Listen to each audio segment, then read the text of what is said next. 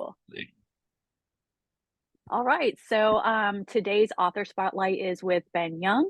Ben Young does have a couple books coming out that we're going to focus on today. But if you'll just introduce yourself to us and tell us a little bit about yourself, we'll get started. Sure. Hi, I'm Ben. I have been writing for, I guess, seriously writing for maybe about a year. And I live near Cincinnati, Ohio. So it's kind of like the Midwest of the US. I actually live in Northern Kentucky, so I'm like 5 minutes from downtown. I let's see, I live in Northern Kentucky with my wife, Lauren, and my son, who's 5 years old. And we have two dogs. We have a greyhound and a golden retriever. And I've just always been obsessed with anything that's spooky or scary. So, when it was time to read, I was always obsessed with horror. It's about the only thing that I like to read. I read some sci-fi and a couple thrillers here and there, but only if they have pretty heavy horror elements too.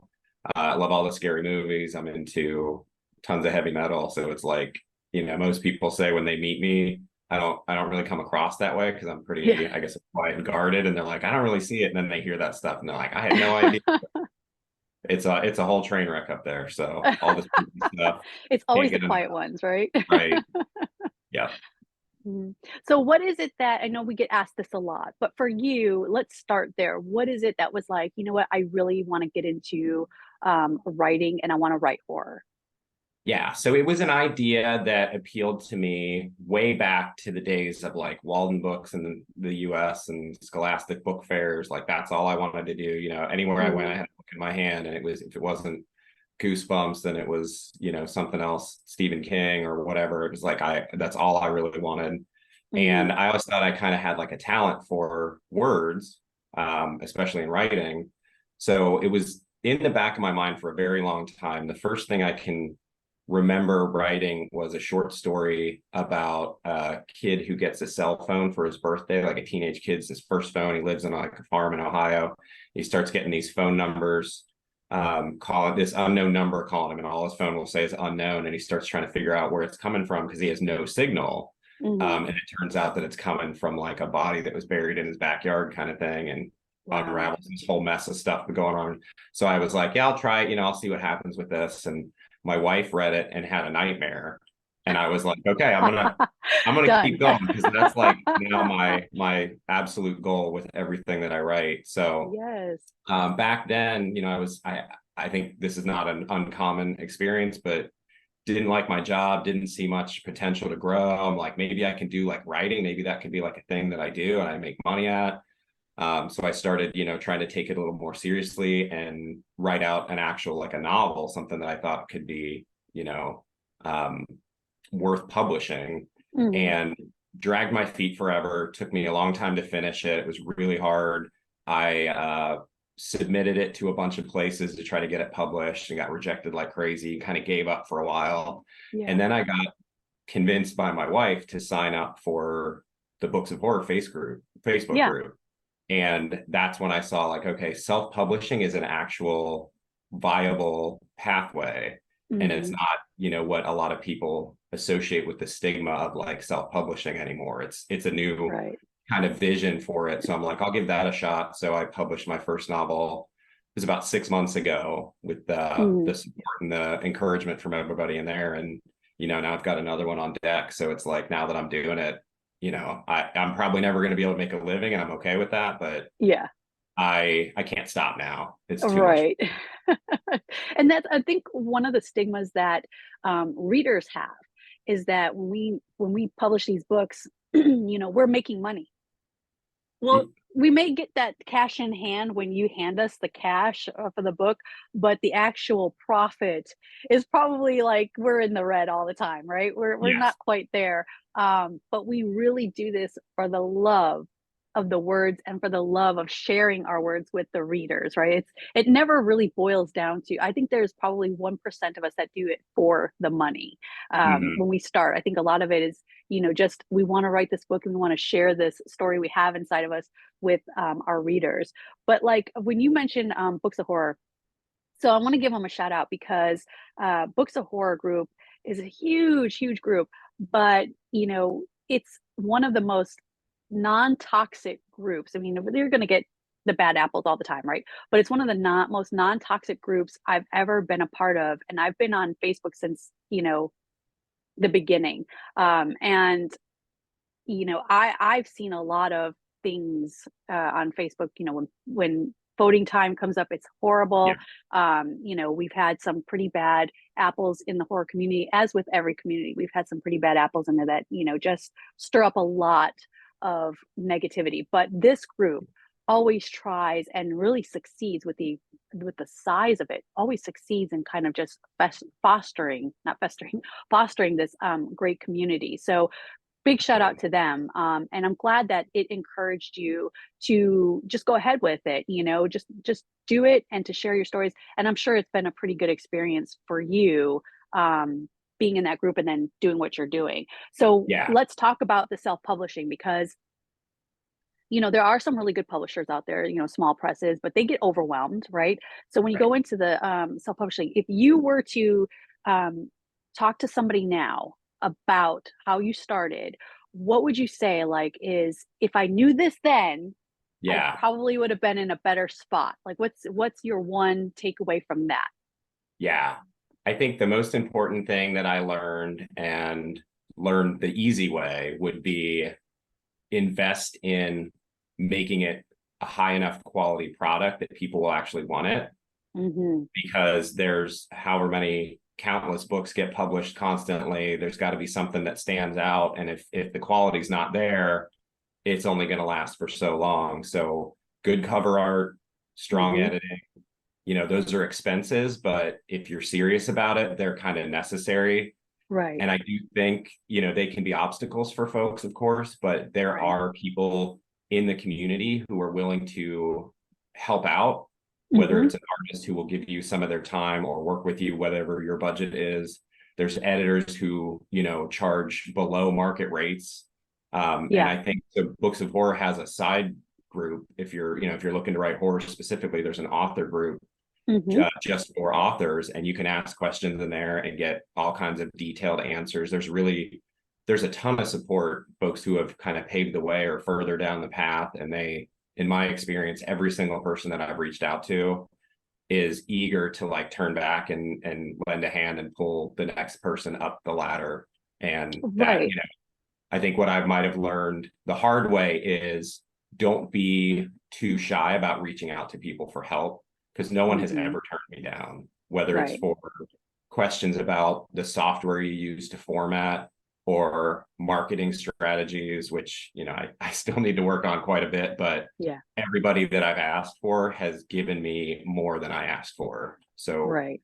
if I have advice, it's trust your talent, bet on yourself, work to make sure that it's a quality book, and ask for help as much as you are comfortable, because you'll get Right. it.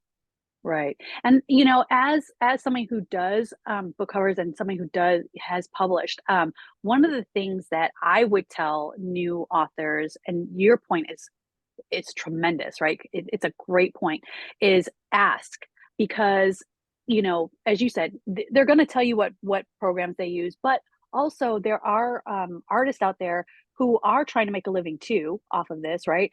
And so with the whole AI introduction, and I won't get into that because that's a Right. heated conversation.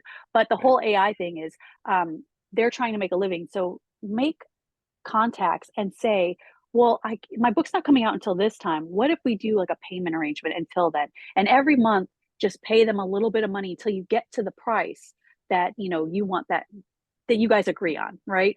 Yeah. Because a lot of them will be willing to work on that with you. And the other thing is, we've got things like Canva out there. We've got things like, these free softwares that you can use. And it authors need to focus on writing, right? That's what I Right. tell them. Like, if you're still in the process of writing your book, write. Um, the other thing is, don't be in a rush. You've Exactly. already invested your time. What is your time worth? And that's kind of where I run into with a lot of authors. And my advice to them is, what is your time worth? Right.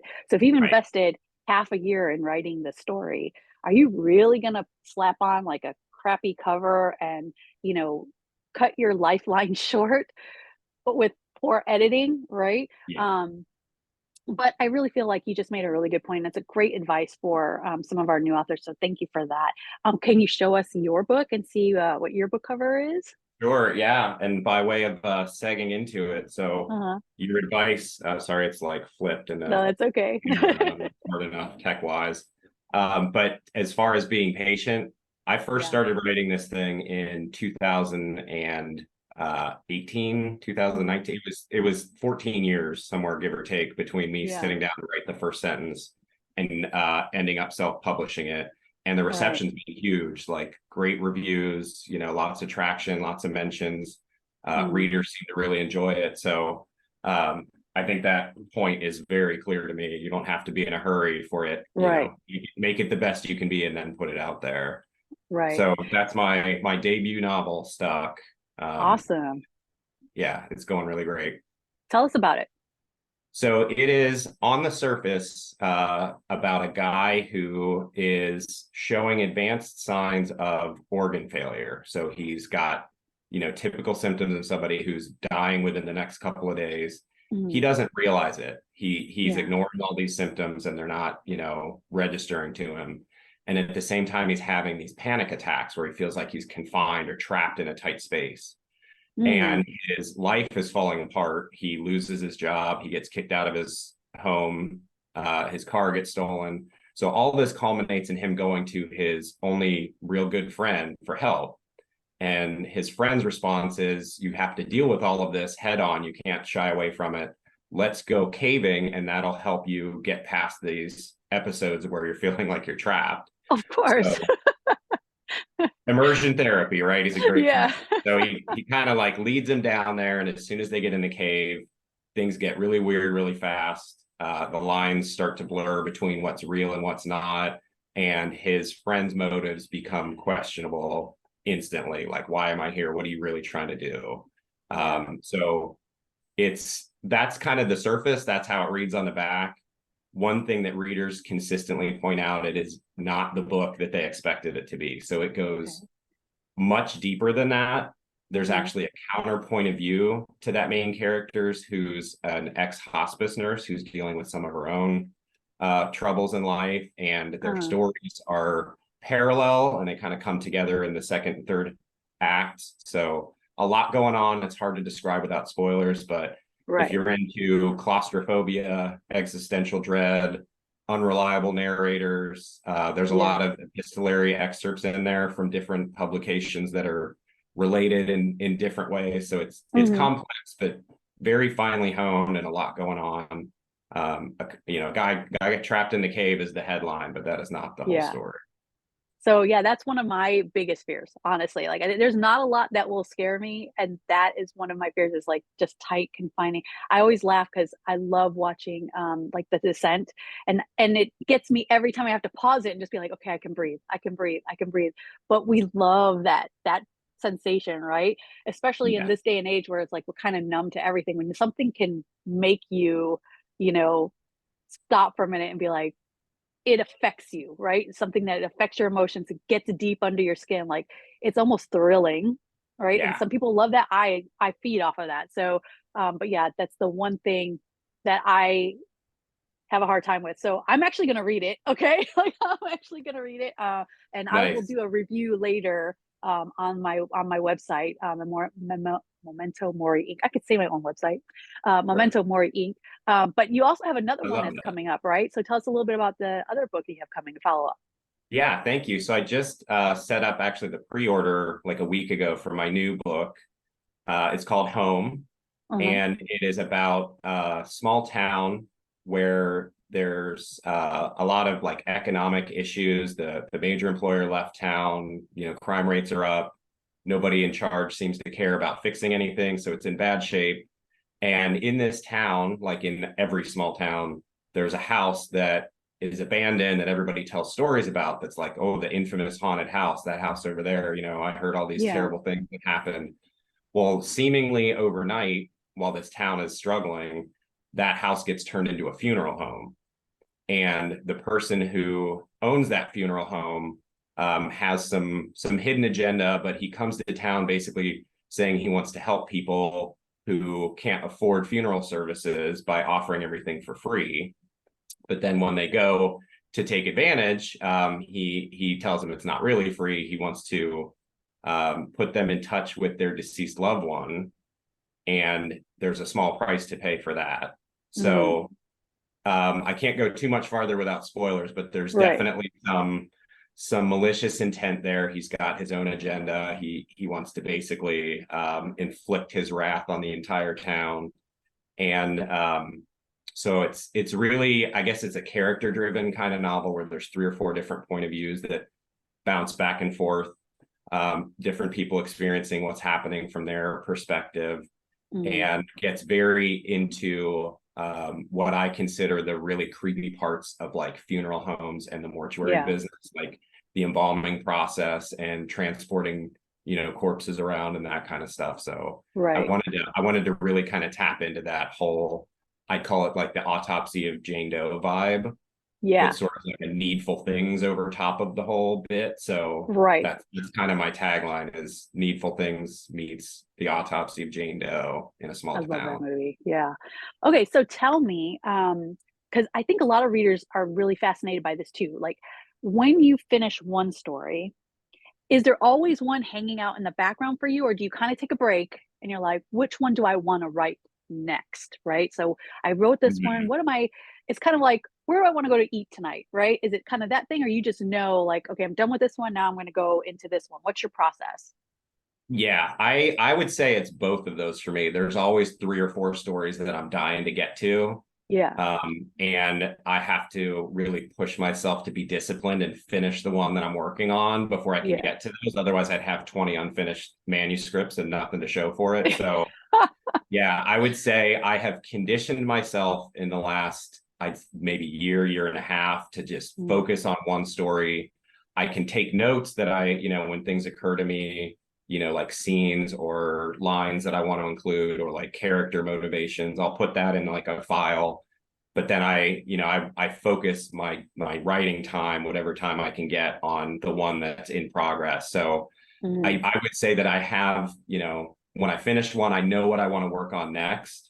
Okay. But then there's always like 2 or 3 deep behind that. And, it could change. Sometimes it'd be like, there's a project that I think the time is now. So I'll prioritize that one, but maybe that changes and I get halfway through. So now that I've finished that second novel, I'd really like to get back to like some shorter stuff and crank out maybe a novella or short story collection. So I think that's probably what's next for me, is one or both of those in the next probably 6 to 8 months. Right. And that was going to be my next question. So that's a great segue too, is the short stories. Does that kind of help you fill the gap? Like when you're like, I need to cleanse my palate just a little bit. So you have a dedicated writing time, as you mentioned. Then when you go into your short stories, is that just sort of like, oh, I got an extra 10 minutes, I'm going to jot something down? Or is that sort of like, hey, I really want to submit to this open call or invitation, and I need to kind of figure out what I'm doing with short stories? Yeah, I think for a while I was just writing short stories as the ideas came to me. So it would be exactly what you said first. So I'd finish kind of wrapping up my whatever I'm doing with my novel, whether it's some kind of a plot or moving scenes around or actually writing something. If I had time left, I would switch over to a short story. Or when I finished with that, I cranked out like 3 or 4 after I finished Stuck. I finished a couple of short stories back to back. And then I wanted to really, before I self-published, I wanted to be able to say I have some kind of publishing credential. So I started submitting to some open calls too.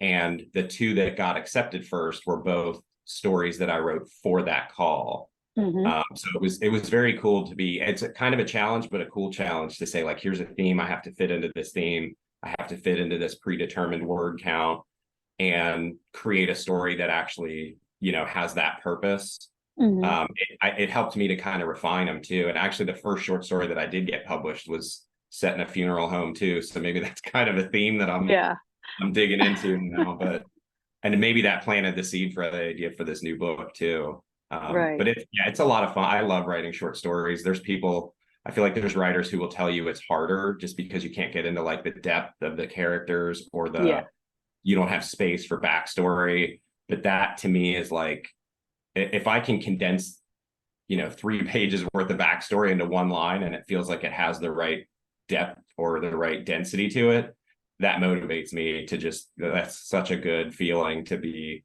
those words or sentences or lines that just have like such high calorie count. You're like, Yeah. man, that's a good line. And to be able to put a bunch of those together into a story and just Hmm. beat the crap out of a reader in like 8 pages, that's a Right. fun thing to do. Yes. So for me personally, I have always had a problem with the short stories. Like I'm the same way. Like as you're talking about, like I was almost shying away from it because I was like, I don't know if I can build, I'm a world builder, right? So Mhm. when I'm trying to build that world, so I was like you said, I was like, it's a skill. It is a skill. And I really wanted to be better at it. So I had to keep practicing and keep submitting. And, you know, I, I kind of was very lucky in the sense that people knew who I was before I started writing a little bit more. So they would invite me to the stories. But, we're our worst critic, right? So I feel Yeah. like I could have done a lot better. Kevin Kennedy had done these drabbles, the 100-word drabbles. And that's where I started actually being like, I need to hone this skill in because trying to get a whole story into 100 words, I was like, are you kidding me right now? Like, it was Yeah. so hard. But as you practice, and that's, I think my point here is you have to practice your craft, right? It's not like you just sit down one day and you're just like, I'm going to write a whole book. I wish it was that easy, right? But you Yeah. have to be able to sit down and be disciplined, like you said, be disciplined, sit down and finish your story and have a complete thought, whether it's 6,000 words or 60,000 words or 120,000 words, right? You have to have a complete, the story is over, in my opinion, the story is over when the story's done. Exactly. So I don't really count words, but when you have a word limit, you really got to be like, the story complete? Does the reader understand where I'm going for? So, what is your favorite kind of story to write when you're writing? Like, I know you love to write short stories. I know you like to write novels, and you're even trying to do some novellas. What Mhm. type of story do you like to write? Do you like prefer short stories, novellas? And on top of that, what is the subject matter? Do you have like a particular signature that you would say is Ben Young, other than funeral Sure. homes? Yeah, funeral homes is on the docket for sure. Yeah. I would say I think I have the most fun in the writing process, like in the nuts and bolts with shorter stuff, short stories. Hmm. But then like when I finish these novels, I'm just like I'm beaming, like I'm so happy with how Yeah. it turned out and the way, it takes a long time for the story to go where it's going to go, but you're kind of Right. like in it for the whole ride. So it's not quick, but it's very fast. It's very like fun and the Yes. momentum is there. The But the short rush. story is just when I'm actually sitting at the keyboard, I'm just Mhm. like, oh, that would be really cool. And to be able to just get it on the page really quickly Yes. versus like a longer thing, I think is more fun because I'm like an unrepentant plotter. I will sit for a month and like write out a list of scenes and a Mhm. short description of those scenes, and then I'll like move them around and I'll get rid of some and I'll redo it. Like I spend a ton of time plotting, and the Mhm. plot evolves. So like whatever I come up with at the beginning changes drastically by the time I'm done writing it. Yes. But like the short story, I can just kind of sit down and go, and like I know where I want it to start. I kind of know where I want it to end, and Mhm. just crank it out. So I do have a lot of fun with those. And I would Yeah. say if I'm gonna like try to describe my signature, death is always a very, very big theme. Mhm. What it's like to die and what it means to die, and what the reverberations or the effects of somebody near you dying are. And then Yeah. I also I'm such a big fan of stories that end abruptly to where it's like a door slammed in your face and you're like, wait, was that the end? Did I Yes. miss something? Yes. Like That's a movies Stephen where it's like King the thing right scene. there for sure. Absolutely. Yeah. And I think that comes through, I think, more in my short stories than my novels, because I feel like with the novel, you got the whole, you get the climactic scene and then you have to resolve the loose ends. You want people to feel satisfied. But like a short story, I just want to slam the door in your face and be like, that's the end. That's Deal it. with it. Yep. Figure Yep. it out. Exactly. It's kind of like, you know, there is no ending, right? There's really not an ending. So you've got to figure it out. You let your imagination go there with you. It's a conversation piece, in my opinion. Yeah. I did that with my first book and I got slammed for that, but I was like, I don't care. Like, I don't care. That's Yeah. how the story ends. And it also leaves it open, right? If I Yeah. want to, like, people don't understand. well, some people don't understand. If you're a huge Stephen King fan, you understand that his it's not one story with him, it's a world, right? Yeah. So you're going to Yeah. see bits and pieces of that world. So when we do it, um it's reality. Honestly, Mhm. it's reality, and Yeah. reality is Yeah. scarier than any fiction we can come up with. So when you slam that door in their face, like, you're saying, like, well, what do you think? Yeah. Right? And it's an intelligent way, not that other ways aren't, but it is an intelligent way of saying, like, you've let your imagination go there, let it continue, like, Yeah. you finish the story in your mind, right? So that's fantastic, I love that. That's such a And great so, way to put it. oh, thank you. But, like, for you, what is your, like, we've talked about the process a little bit, but for you, are you a pantser, or are you you said you're a plotter, but Plotter through and okay. through. So do you outline, or do you sort of, like, have plots and then kind of let the story blossom from there? Or do you seriously sit down and be like, okay, how am I going to get from point A to point B? Yeah. So I maybe it's a bit of a blend. Like I Mhm. will not start a big, you know, 20, 30, 50,000 word project without knowing somewhere that it's going. And Yeah. more than just like the end, because like if I know where I want it to end, I'm just going to start writing the end. So Yes. when I've tried to sit down and write more than a couple of pages and I don't know two or three scenes down the line, it's a brick wall. And I have not Yeah. figured out how to write my way through it. I'll just sit there and I'll just barf on the page. And it's like, Yeah. this is crap. I got to get rid of this and start over. Yeah. So I did, a little bit of like legwork in figuring out, what are some of the more effective plot mechanisms and like things you can do to sort of have the story take on a life of its own in your head before you try Hmm. to type it. Yeah. And some of those work really well for me. So I have like a couple of go-to reference books for, plotting, and I'll pull Hmm. out like strategies or tools from there and use them, like character profiles or like you say scene lists. I'll try to come up with, I need 40 to 50 scenes before I have enough of a Yeah. momentum to carry me through to the ending that I want to have. Mm. But I don't confine myself to that at the same time. So Right. like I know for pantsers, a lot of it is like, well, you're never discovering anything if you already know the story before you write down. But I have to have a pretty well-formed story in my head. I have to know who the characters are, and I have to understand what they want and why they want it. Right. And then I can start going through. And if I have that, then the story can totally shift directions and change on a dime. Hmm. And I think like, well, I wanted this person to be the video or the villain. They're actually going to be the hero. Right. I've completely shifted directions like that too. So it's like enough plotting to get me started and make sure I can go the distance. But then Hmm. I do kind of a little bit let the story go where it does on its own. Cool. Yeah.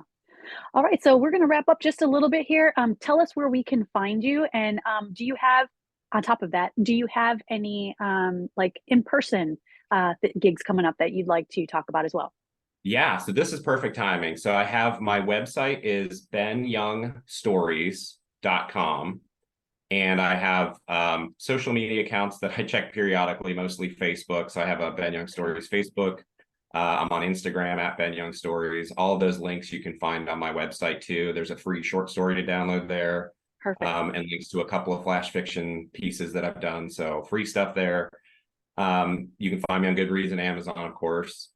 And so in-person events, I will be sharing a table with my great friend Edmund Stone at AuthorCon 3 in Hmm. Williamsburg, Virginia on April 12th and 13th. Hmm. Um, and then I have just recently signed up for an independent bookstore day signing at the Cincinnati Book Rack, which is pretty close to Awesome. me. It's a multi-author signing. They haven't announced who else is there yet, so I'm curious. Hmm. And then I will be at the Books of Horror Books and Brews event on August 3rd in Evanston, Illinois. It's at a brewery. So this is my first three signing events, and they're all kind of coming down the pike really quick. So I'm Yes. super excited about those. Well, I'm And excited because I'm actually going to be able to meet you in person, because I will be at the Scares AuthorCon in Virginia, and I'll also be at awesome. the Books and Brew in Illinois. So it's going to be really exciting. I hope that we get to have some more conversations and get lots of pictures. So Yeah, thank you absolutely. so I much. look forward to it. Thank you so much for sharing the time with me. If you guys, if you go and see benyoungstories.com and get that free story, let us know what you think of it, and also hit up Ben and let him know what you think as well. So thank you so much. I appreciate you talking with me today. Thank you. Yeah, I appreciate it. Thanks. Okay, Can't bye wait to bye. meet you. Yeah, you Bye. too.